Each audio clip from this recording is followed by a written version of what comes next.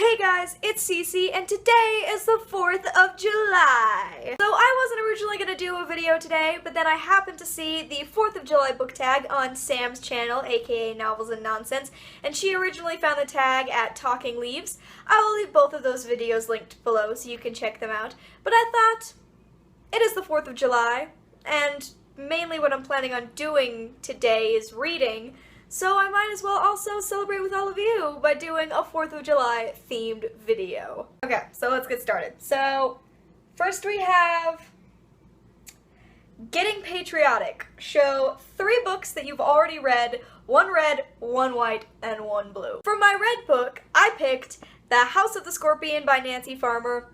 I had a few red books, but I just decided I really haven't talked about Nancy Farmer yet on my channel, so I might as well show off one of her books in this video at least.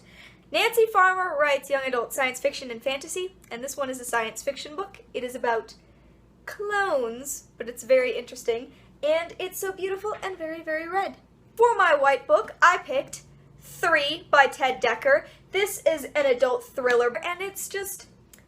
I was looking at my shelf. I was looking at my standalone shelf because my standalones are organized by rainbow, so it was really easy to pick these. This is just like the whitest book I own, and as it is my favorite Ted Dekker book, I resisted picking one of his books that is called by the actual color title, and I instead went with 3. And finally, for my blue book, I picked Sea Glass by Maria V. Snyder. If you've heard of Poison Study, that whole series, this is sort of a series that comes after that. There are a couple of characters that are from Poison Study, Magic Study, those ones, that are in this, but this is about a different person, and I love this series, and this is a very blue book, but also the first book I ever read from the series, which is Stormglass.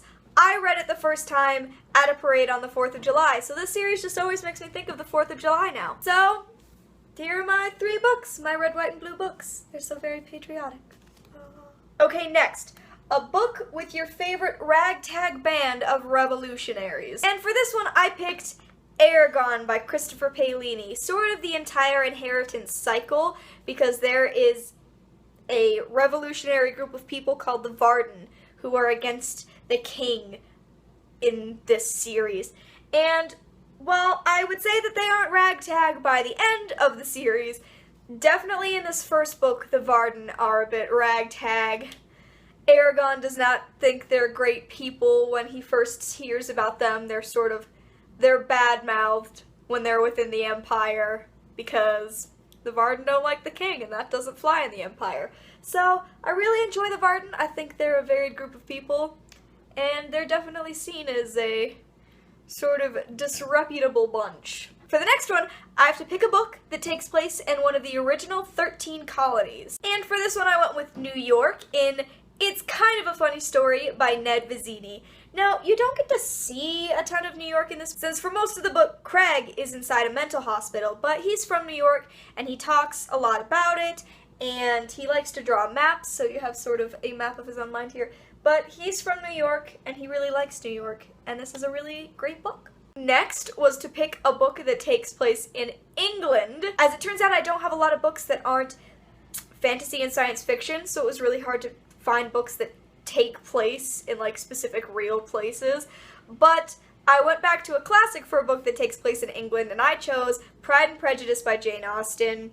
I mean, all of Jane Austen books take place in England. It's kind of an obvious choice, but they go to a few places in England in this book, and this is my favorite Jane Austen novel, so I had to go with Pride and Prejudice. Number 5 is Time for Fireworks. What is a book that ends with a bang? And for this one I chose The Maze Runner by James Dashner, because I went through a lot of different options on this one. I think that there are a lot of, especially series that end on these really huge plot twists, and you're like, what? But honestly, Maze Runner takes the cake for me because so much happens at the end of this book. It's really fast-paced throughout, but at the end it is so intense and so much is happening, and then there's sort of this last chapter, and you're like, wait, huh? And then you gotta get your hands on the Scorched Trials immediately. And finally, the last challenge was to choose 3 books off of your TBR shelf, books that I haven't read, one red, one white, and one blue. For my red book, I picked Eon by Alison Goodman, which is a young adult fantasy series, which I'm very curious to get into. This is my second dragon book in this video. I love dragons. I almost picked another dragon book earlier. I have a problem. But this is a very beautiful book. It's more orange than red, but honestly, I didn't have that many red TBR books. For my white book, I picked Teeth by Hannah Moskowitz.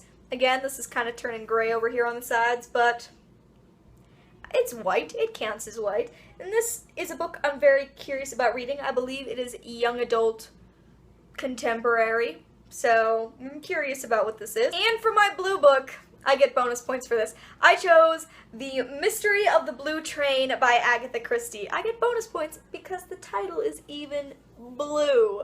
I was supposed to read this book last month, and I didn't get to it. And honestly, it is going to be pushed back a couple of months now, because I've read a couple of books that have been a little slow, and Agatha Christie takes me a while. But this is my blue book. So here's my other patriotic stack.